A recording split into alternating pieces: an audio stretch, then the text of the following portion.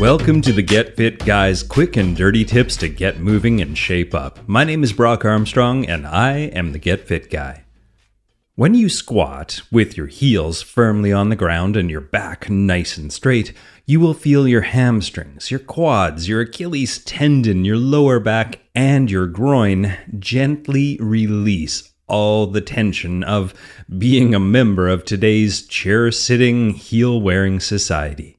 Squatting is one of the best movements that you can do with your body because it hits so many different muscle groups. The obvious muscle groups are the quads, the hamstrings, and the glutes, but don't forget the core and the trunk muscles that have to stabilize your torso and help you maintain a nice neutral spine.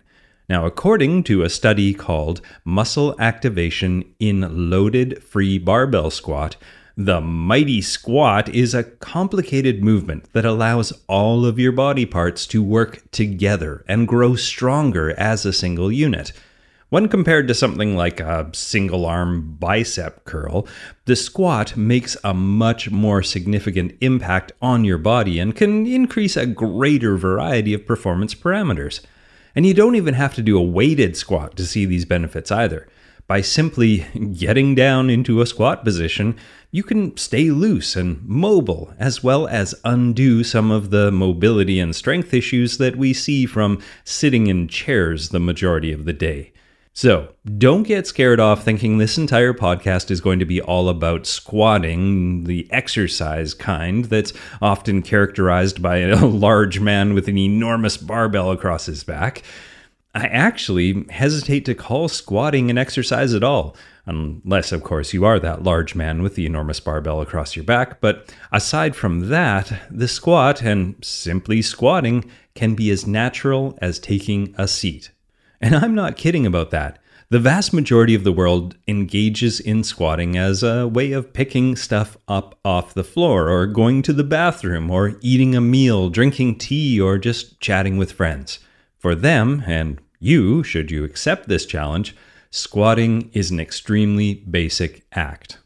Now, the first thing that I want you to remember is that when you squat, you should squat in whatever way feels most comfortable for you. As you get better at the squatting movement, your aim should be to improve your form and positioning, but do not force your body into any position that it's not ready for. That might mean that you squat with a narrow stance, or, like me, a wider stance. Maybe your toes are pointing straight forward, or maybe, like me, they're rotated out a little bit. Let your skeleton be your guide.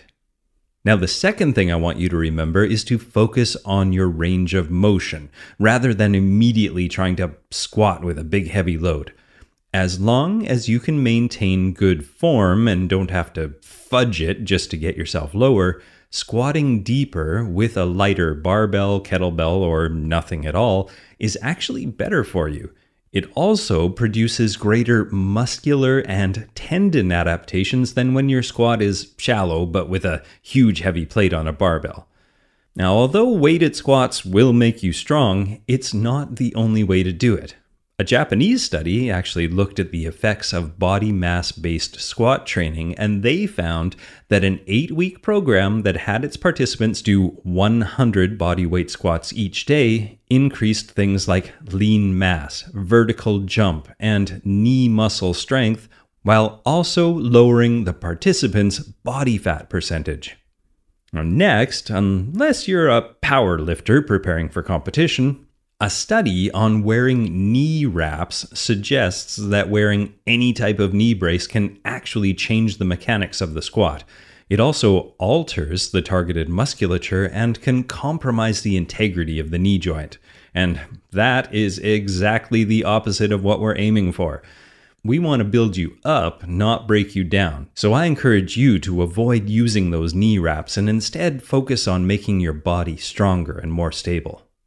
Now, if you are having a lot of trouble getting into a squat, well, single leg variations like split squat or lunges are also very effective replacements or alternatives which can target some of the same muscle groups and even result in similar hormonal responses.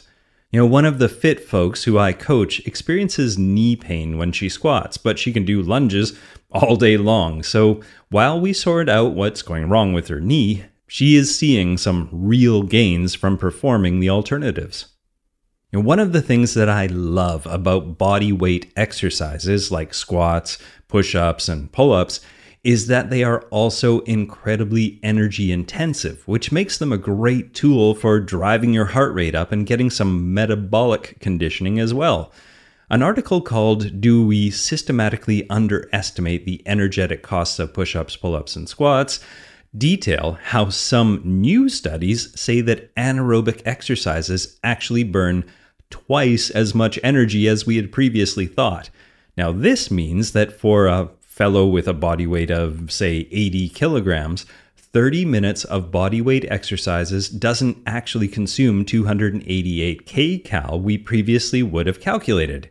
It actually consumes more like 576 kcal, and that is a lot more than 30 minutes of running on a treadmill would consume, which is more like 400 kcal. Okay, if you haven't squatted in a seriously long time, it's likely going to take some time to prepare your joints for the movement. I urge you to be patient, and I also promise you that it is worth your time and effort. Now, okay, first, you're going to need to loosen up your calves. The tighter the calves, the more your heels will refuse to stay down on the ground. The tendon changes that we all experience in response to wearing shoes with heels, or even a heel drop, to use a running shoe terminology, well, that's left our calf muscles short and tight. So we need to spend some time working on undoing that damage. Now, there are many good calf stretches, and if you have spent many years in heeled shoes and sitting in a chair, you should probably do all of them. You can check out the article called "How to Build Strong and Defined Calves" for some help with that, and I'll put a link to that in the show notes over at getfitguy.quickanddirtytips.com and look for episode 391. Now, you'll also need to get some mobility in your hamstrings as well. For that, I suggest that you place a rolled up yoga mat or towel under your toes and then bend forward from the waist as far as you can go with a flat back. Now, you may know this move as the forward fold. Now, as soon as your back starts to round, stop folding and start holding that position. Hang out there for 30 to 60 seconds and don't forget to breathe. Next, get down on your hands and knees in a crawling position and drop your hips back as far as you can without letting your feet inch closer together or without letting your tailbone tuck under. This move is similar to what they call the child's pose in yoga. You can hold this one for 60 to 90 seconds and don't forget again to keep breathing. Now next, stay in that position but tuck your toes under and flex your feet and work on getting your feet completely perpendicular to the floor. This will help your shin alignment when you get yourself into a real squat, and we'll talk about that shortly. Now, after you spend about 90 to 120 seconds stretching your feet out, it's time to put some of your body weight onto your legs. Now, maintaining that same body position and alignment, push your body up off the ground and get into a squat position. At this point, it's okay to have your heels off the ground if it helps you maintain the position. That will come with time if you keep working at it. If your heels are quite far off the ground, you can take that same rolled up yoga mat or rolled up towel from earlier and put it under your heels to give yourself some support. Now you can slowly unroll the mat or the towel each time you practice this and get your heels closer and closer to the ground over the next days and weeks. Now, after practicing this sequence for a while, and some of you will only need to do it for a few days, but others it could take a few weeks, you will be able to maintain a neutral spine and plant your heels on the ground. But until that day, continue to use this progression and do it as often as you like. Now, here are some pro tips. Number 1, the more vertical that your shins are during your squat, with your knees stacked above your ankles, and the more untucked your pelvis is, the more glutes you will use. Now, the more your knees are in front of your ankles and the more tucked your pelvis is, the fewer glutes you will use. Now, we want to use our glutes, so keep those shins vertical and that pelvis aligned. Number 2, how long you can or should hold the squat depends on a few things. Your glutes primarily fire on the way up and out of a squat, but they also get involved while you're in the squat. Now, once you get to the point where you can actually relax in the squat instead of staying in the position through a sheer act of glutes, you will be able to hang out there for longer and longer, but don't rush it.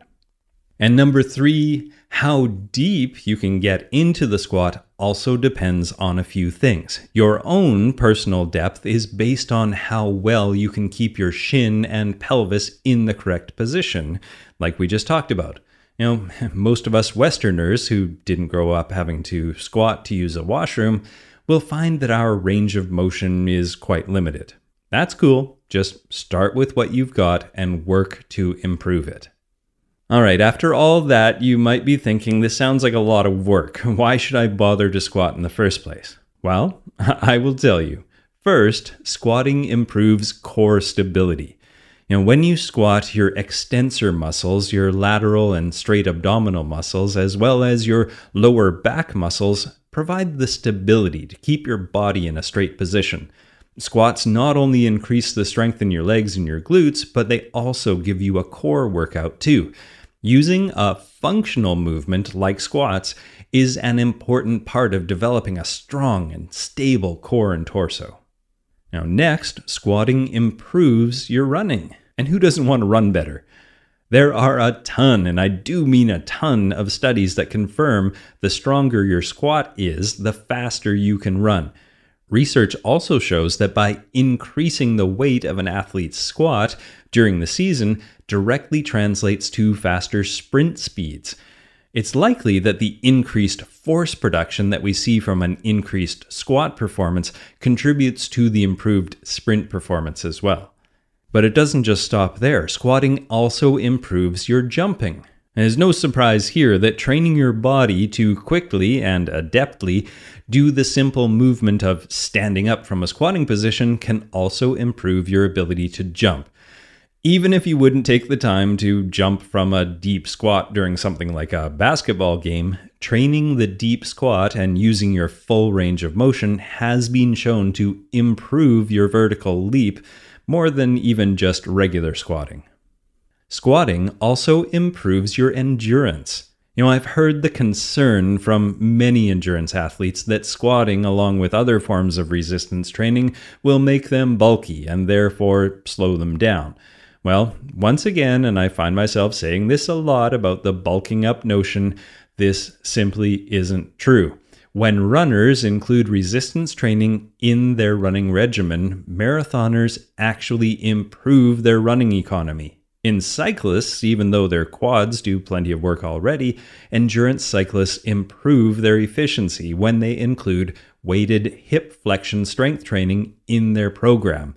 And other reviews and studies of resistance training in endurance runners and road cyclists have confirmed these results. And I will put links to all the studies that I'm talking about again in the show notes at getfitguy.quickanddirtytips.com.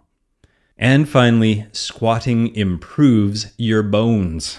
A 2013 study on postmenopausal women found that weighted squats can help people with osteoporosis or osteopenia improve their bone mineral density, especially in the spine and neck. And not just a little bit. The study actually showed an increase of 2.9% in the spine and 4.9% in the neck after only 12 weeks. Not to mention the added benefit of boosting their overall strength levels by 150%. Now, again, this was only after 12 weeks of squatting, so imagine what would happen if you make squatting part of your everyday life. A common issue that I encounter while I do research for all these Quick and Dirty podcasts is that most of the studies out there look at these body movements as an exercise rather than as a way of moving throughout the world. But remember that squatting in particular has taken on many forms around the world and throughout history. It's not just for a guy grunting and heaving away in the corner of the gym. Okay, hold on to your sweatband because what I'm about to say may shock you, but squatting doesn't have to be an exercise. You know, the more and more that I think about our health and wellness and mobility being built outside the gym rather than inside it, I see the squat as more of what I would call a mobility maximizer. In fact, if you can get so comfortable with it that you can relax at the bottom of a squat position and actually use it as a way to take a load off, your general wellness and fitness performance will likely improve. Because let's face it, everyday squatting happens when you're standing up out of a chair, when you're lowering yourself onto a toilet seat, when you're picking up a nacho that you dropped on the floor, when you're chatting with a child, or when you're getting eye to eye with a four-legged friend, and the list goes on and on. And it all counts, and it is all awesome, and it is all part of being a healthy, mobile, and fit meat sack on this ever more static and comfortable blue planet. Now, to get all the studies I talked about and links to all the articles that I mentioned, go over to getfitguy.quickanddirtytips.com and look for episode 391. And that's where you can find transcripts of every single podcast, but you can also find blog posts. Pretty much every week I put out this podcast and also some sort of blog post about another fitness topic. So make sure you don't miss out on that. Again, getfitguy.quickanddirtytips.com. Now, my name is Brock Armstrong, and I'm the Get Fit Guy. Asking you, what are you waiting for? Go get fit.